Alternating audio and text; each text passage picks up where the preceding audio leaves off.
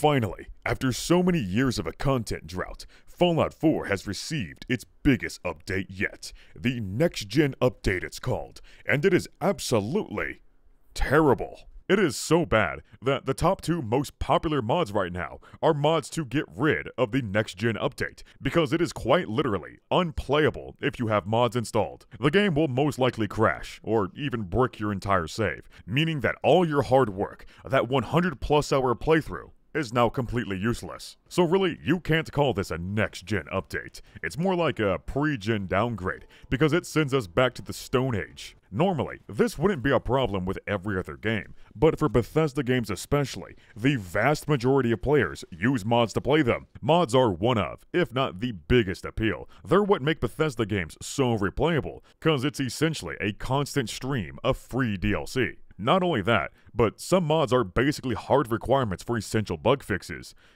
so that the game doesn't crash. But with this update, well, if you got mods, then it'll most likely crash. Eventually, all of this stuff could be fixed. The mods can be updated to work with the new version, but there is no guarantee, and that whole process could take months, maybe even a whole year. And what makes this update so insulting is that it was released at the worst time possible. Bethesda released it right in the middle of a huge resurgence of players coming back to the game. Everyone is itching to play Fallout again due to the release of the TV show. So that means we've got tons of players coming back to Fallout, and they can't play it with mods, which is the main reason why people still play Fallout 4 so many years after release. Even worse, this update single-handedly delayed an entirely new Fallout game that should have been released weeks ago. But worst of all, the update itself is a big nothing burger. It adds nothing of value, and it's not worth all the trouble that it causes. If you have no clue as to why this update is so bad, well, don't worry. Let me walk you through it. But first, allow me to say that I'm not here to completely hate on Fallout 4.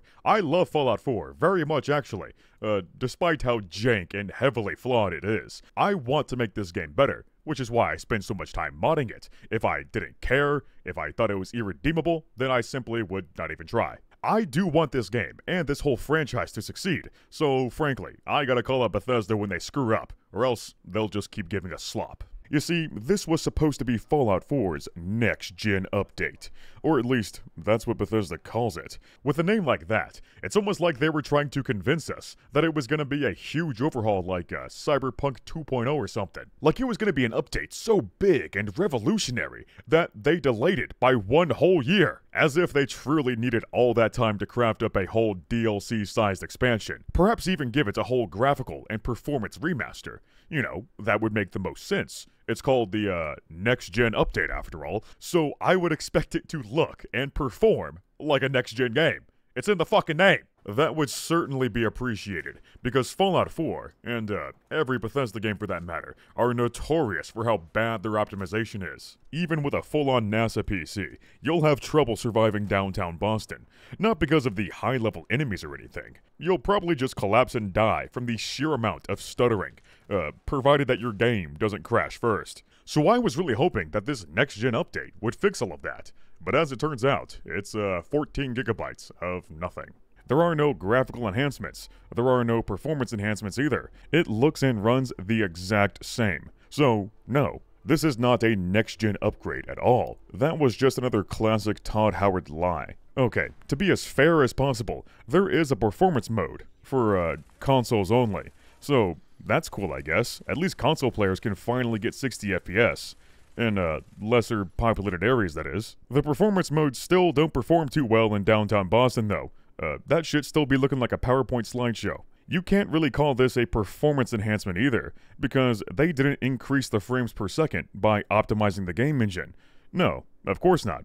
That would be too hard. So instead, they just tuned down the graphics to make it run faster. So that means this next-gen upgrade will actually make your game look worse than the old version. I mean, you do get higher frames in return, but this is not next-gen performance technology. Turning down your graphics to get higher frames is a very basic concept. If this update were truly next-gen, then Bethesda would have optimized the game engine to make it more efficient. Turning down the graphics to make it run faster is just a lazy workaround. They really just slapped the performance mode label on top of it to make it sound like they did something.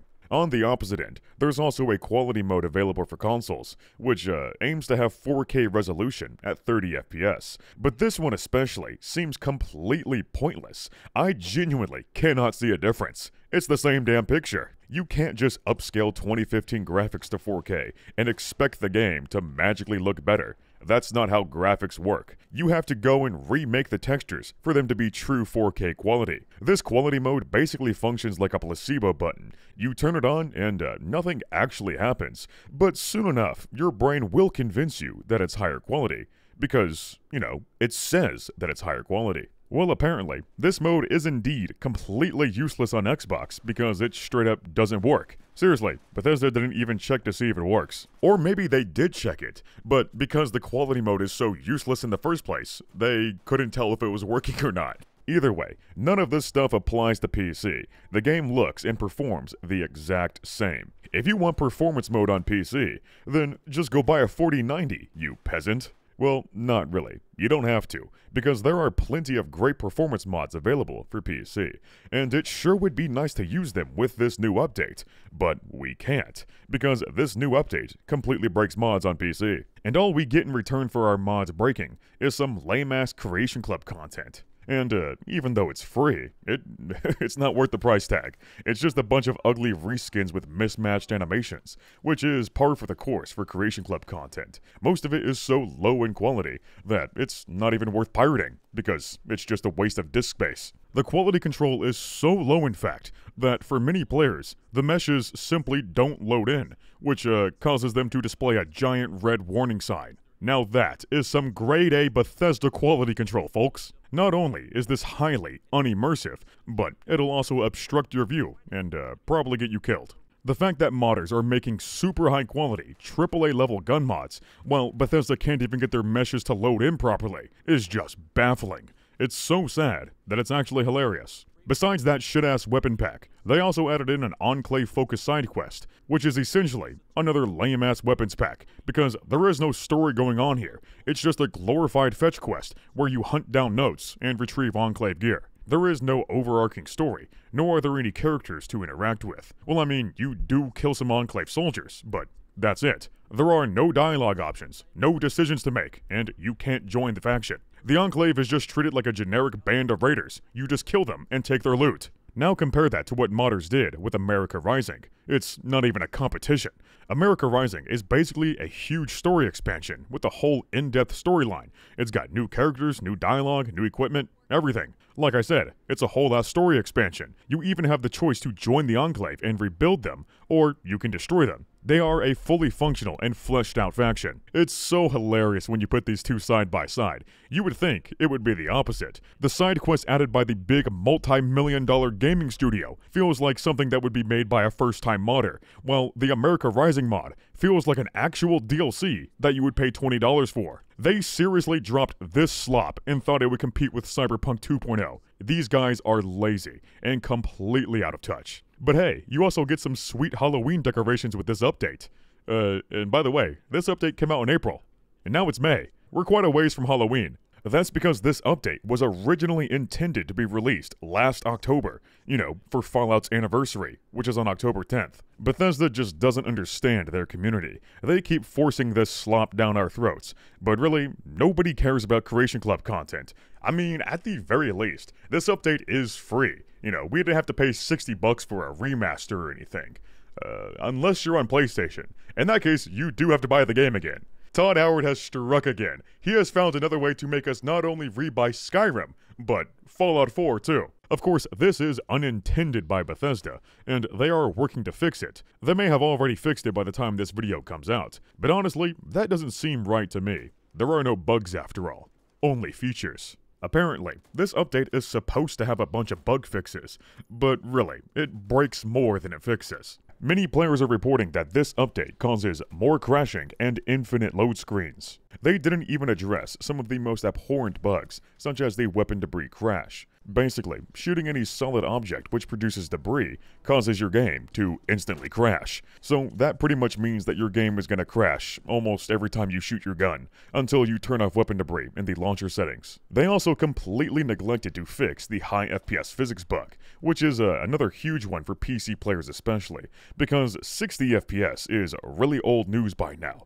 PC players do not want to be locked at 60 FPS. It's just not good enough. All the cool kids are running over 120. But you really can't go over 60 with Bethesda games. Or at least, you're not supposed to, because their engine is tied to the frame rate. So if you uncap the frame rate, then everything else in the world will start moving at Sonic speed. It's not like it's impossible for them to fix though, because it was already patched by modders a few years ago.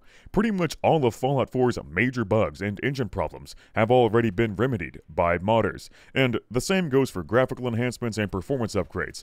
All of this stuff has already been done by modders, and it's pretty dang good. Meanwhile, Bethesda is so inept that they can't even replicate the work done by unpaid modders. Literally all they have to do is copy their work, or, preferably, pay them for their work, and then include it in an official update. But they are so out of touch that they have zero clue on what's going on in their own community. It's pretty obvious that these guys didn't even bother to playtest this update, because all it takes is a couple of minutes of playtime to figure out that it's completely broken. Hell, all it takes is a single glance at the newly added widescreen support to know that it's completely chalked. You see, instead of increasing the field of view, they simply stretched out the screen to fill in the gaps. Now that is unbelievable levels of lazy.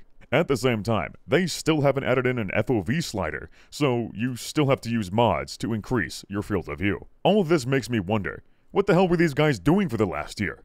Well, it seems they weren't doing anything. Much like with the 8-year development cycle of Starfield, 95% of the supposed development time was spent doing absolutely nothing productive. They purposely delayed this update and let it rot for a whole year so they could release it right after the Fallout show.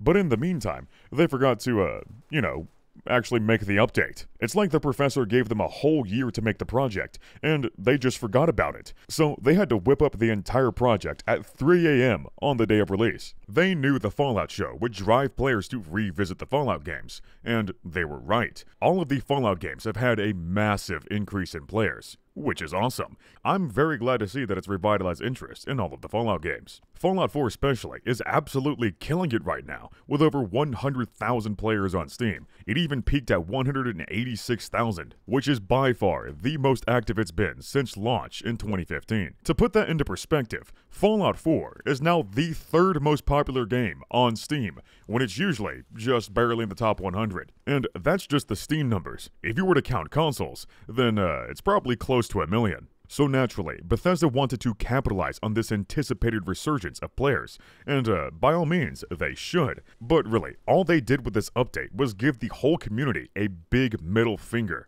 Not only is this update super lame, but the worst part is that it breaks all the mods. By far, the biggest mod that has been affected by all of this is an entirely new fan-made game. It's called Fallout London. Chances are, you've heard of it. It's a pretty big deal in the Fallout community, because it's not just a simple mod, it's a whole new game, with a new setting, new characters, new story, new quest, new everything. It's essentially Fallout 5, just not made by Bethesda, and it's free. The mod team has been working on it for years, and it was supposed to be released in April. So we should be playing Fallout London right now. But of course, Bethesda hopped in with the worst timing possible and decided it would be a great idea to release the game-breaking Fallout 4 update 2 days after the scheduled release of Fallout London. Obviously, the mod team saw no point in releasing Fallout London if it was going to be completely broken just 2 days later, so they were forced to delay it. Now we just gotta sit tight and wait for the script extender to get updated. So Fallout London, a whole new Fallout game made entirely by modders for free, has been artificially delayed due to Bethesda's incompetence. It's not like they were completely unaware, because Bethesda has been recruiting modders from the Fallout London mod team. If they paid even the slightest bit of attention to it, then they should have known that Fallout London was already planned to be released in April. But they don't care, Creation Club slop is more important than a whole new Fallout game. It could potentially be delayed for a few more weeks, maybe even a couple months. We don't know for sure. It all depends on the script extender. You see, the script extender is basically a hard requirement for Fallout 4 on PC, because it allows for all kinds of engine upgrades and bug fixes. But if you try to start up Fallout 4 with an outdated script extender, well, then it'll crash. Uninstalling it and continuing your save really isn't an option though. Doing so will most likely break your save file, so it's best to either not update, or just sit there and wait for the script extender to be updated. Currently, there is no estimated time frame on when that'll happen. Usually with a normal update, it would take a few days. But this is apparently a pretty big update that's on the same level as the Anniversary Edition for Skyrim. Basically, that means it introduces a whole new slew of Bethesda spaghetti code, so it could take multiple weeks for it to be deciphered. As of making this video, there is a beta version available for testing, and the mod author has made some good progress, but it still hasn't reached a fully stable build quite yet. Hopefully, it'll be out pretty soon though. Either way, this ain't gonna be the end of it. This happens every time Bethesda updates their games. All of the mods that depend on the script extender need to get updated to suit the new game version. It's not just the scripted mods, by the way. There's a bunch of other mods that need to get updated as well. It just depends on the specifics of the mod and what exactly the update changes. Not every single mod needs to get updated to suit the newer game version, but a lot of them do. So even on consoles, there's a bunch of mods that need updating, and what sucks for console players especially is that they don't have the choice to revert back to an older game version like PC, so they are totally screwed. They either gotta uninstall all their mods and start an entirely new save, or just sit and wait for all the mods to get updated. And for some players, they don't even have the option to uninstall their broken mods, because the update breaks their mods so bad that it may just crash the whole game on startup, but you have to access the main menu to manage your mods in the first place, meaning you get stuck in a never-ending crash purgatory. In that case, I guess you just gotta delete the whole game and do a fresh install. Either way, there is no guarantee that these mods will be updated. A lot of mod authors have moved on to other things by now. What makes it even more frustrating is that it's probably gonna take another 5 updates to fix all the bullshit they introduced with the first update. So, over the next few months, you can expect Bethesda to continuously break Fallout 4 mods until it finally reaches a playable state. Another thing that's especially disappointing for console players is that this next-gen upgrade doesn't upgrade their extremely limited 2GB mod allowance.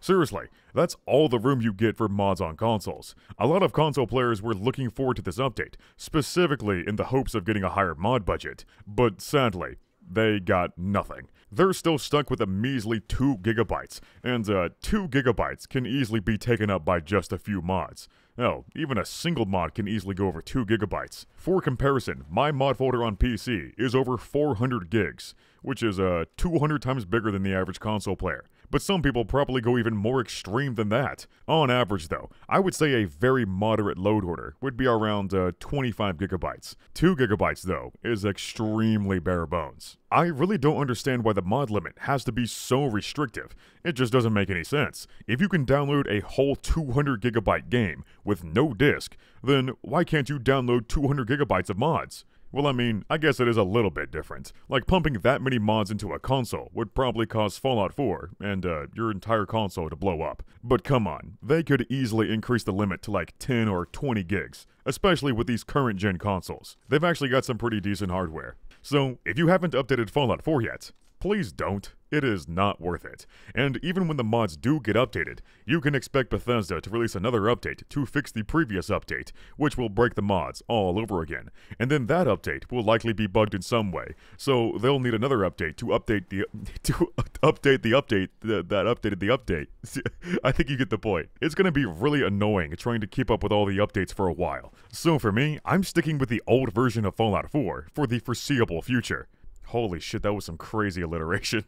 Anyway, I ain't risking breaking my 700 plus mod load order, only to get some lame-ass Creation Club slop in return. The stupidest part about all of this is that it's not the first time this whole debacle has happened. This same exact convoluted update mania happened with Skyrim.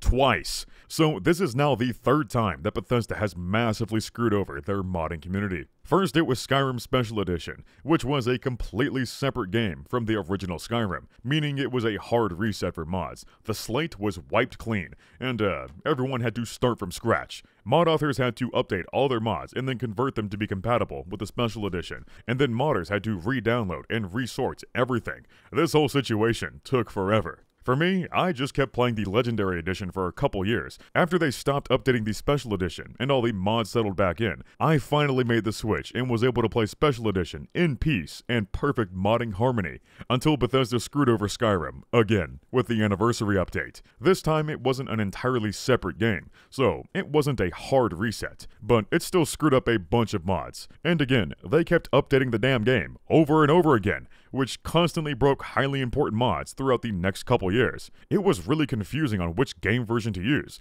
because on an older version, you could have this super awesome mod that you would want to use, but at the same time, there'd be some cool newer mods that were only compatible with the Anniversary Edition, so you couldn't have all the mods that you wanted. You had to sacrifice some due to the whole update confusion. So I just said screw it. I quit playing Skyrim again and waited a couple years for everything to settle down. Having to deal with the constant mod-breaking updates was way too irritating to deal with. But finally, they quit updating the game. I can finally play Skyrim in peace until they update the game again for the 20th anniversary. I seriously thought that Fallout 4 was safe. It hadn't been updated in ages. But of course, Bethesda can't help but screw things up. It's probably their favorite hobby. So now we've got the same update mania situation unfolding with Fallout 4, and I feel really sorry for the giant new player base coming in to mod the game. It's gonna be confusing as hell for them trying to install mods, only to realize that all of the cool mods are only available on the old version. Like I said earlier, all these mods aren't going to be updated for quite a while,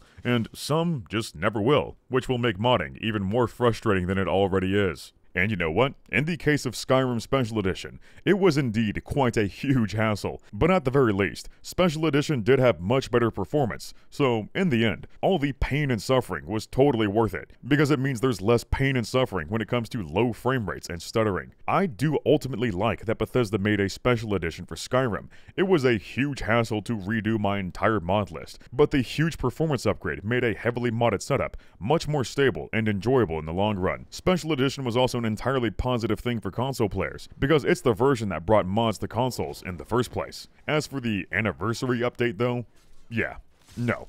They didn't remaster the game again. All it did was add in a boatload of Creation Club slop, so it was a completely pointless update. The same goes for the Fallout 4 Next Gen update. The name alone implies that it would be a Next Gen remaster, much like the Skyrim Special Edition. But it's not. It's more like an even lamer version of the Anniversary Edition, because there's far less Creation Club content that goes with it. Actually, I suppose that's a good thing. The less Creation Club, the better. Anyway, if they had fully remastered Fallout 4, and essentially made a Fallout 4 Special Edition, then honestly, I wouldn't mind too much, as long as it was free. That way, we could safely play the old version in peace, while waiting for the Fallout 4 Special Edition to catch up on its own. It would certainly be nice to bring Fallout 4 up to modern day standards, and give it a huge performance boost, cause god dang, the performance and optimization in this game is terrible. The only way I'm able to play it is by having a literal NASA PC, and even then, I can barely survive the sheer amount of stuttering in downtown. So you know what?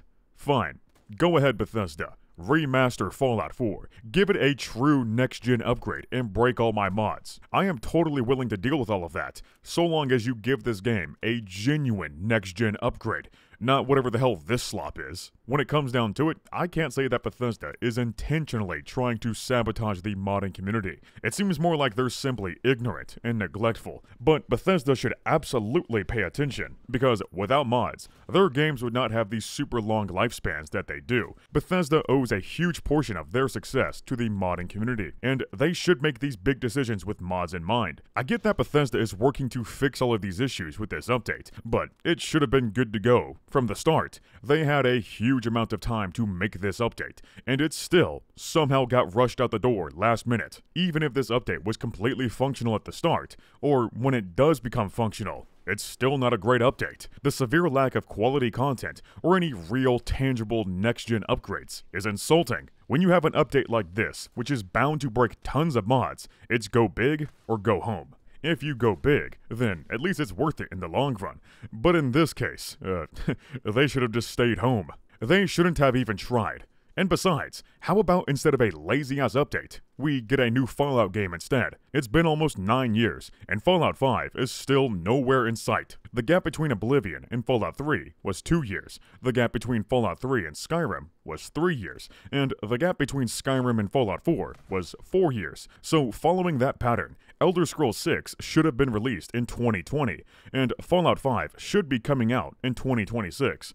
But of course, that's not how it panned out. Instead, they released Starfield in 2023, so the next Elder Scrolls game won't be out till 2026 at the earliest. So basically, Starfield took the place of Elder Scrolls 6, and then Elder Scrolls 6 took the place of Fallout 5. As a consequence, Fallout 5 probably won't be out until after 2030. That means the gap between Fallout 4 and Fallout 5 is going to be over 15 years. That's enough time for a whole generation to be born and go through high school. Bethesda's rate of production has drastically slowed down since Fallout 4, probably because they don't feel the need to work if they can simply milk every last drop out of Skyrim and Fallout 4. And before anyone says it, no, Fallout 76 and Elder Scrolls Online do not count. Those spin-offs were developed by completely separate studios. The main studio, in Maryland, really hasn't been getting much done since they finished Fallout 4's DLCs in 2016. Well, I mean, they did work on Starfield, but Starfield shouldn't have taken 8 years to make. They could have easily thrown that together in 2 years. And if we're being real, they probably did. Sadly, it seems that Bethesda is just throwing away the perfect opportunity to capitalize on Fallout's resurging popularity. If they were smart about it, then they would have had this Fallout 4 next-gen upgrade released last year, on Fallout's anniversary. That way, mod authors would have been given a lot more time to update their mods before the resurgence caused by the show. And of course, it should have been a total remaster, not the lame-ass nothing burger update that we got. Or better yet, they could have just not touched Fallout 4 at all and let it be, because the older Fallout games are in much greater need of a touch-up. Since the show is set on the West Coast, then a remake of Fallout 1 and 2, or even a remake of New Vegas, would make the most sense. I'm not entirely sure if I would fully trust Bethesda to handle those remakes though, so maybe we should just leave it to the modders. And yes, modders have been working on remakes for these games for years now, but since they're unpaid modders, well, they can't dedicate all their time to the projects. If those modded remakes ever do get finished, then it'll be many years from now. So I think the best case scenario is that Bethesda hires their old buddies at Obsidian to remake the West Coast Fallouts. Or maybe they can just skip the remakes and go straight for an entirely new West Coast Fallout game. That would be a good idea too. Broken ass update or not, I'm glad that Fallout is making such a huge comeback. It's so nice to see just how dedicated this community is. The resurgence is so strong that even Bethesda is surprised at how many players showed back up. The demand for Fallout is absolutely huge right now, so Bethesda needs to get off their asses and get back to making Fallout. Or, you know, give Obsidian another chance. If they could get another studio in the mix and do some kind of flip-flop schedule, like what Call of Duty does, then we could have double the Fallout. It worked perfectly with Fallout 3 and New Vegas. So, if they were smart, they would do it again.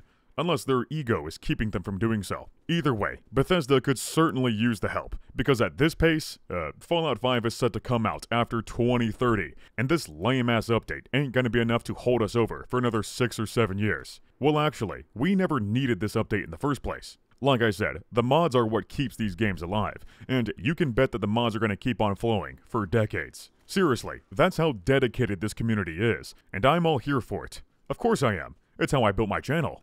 Duh.